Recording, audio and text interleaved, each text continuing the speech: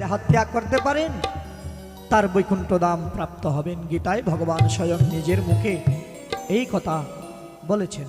তাই শেষের কালে চলুন আমরা একটু নেচে গেয়ে হরিনাম করি।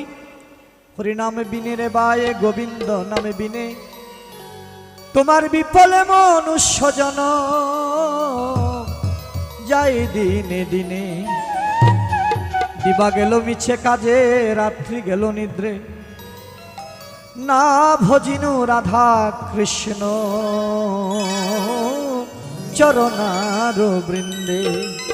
বলে কৃষ্ণ বজিবার তোর সংসারে এসেছি, কিন্তু দিবা গেল মিছে কাজে রাত্রি গেল নিদ্রে না ভজিনু রাধা কৃষ্ণ চরণার বৃন্দে।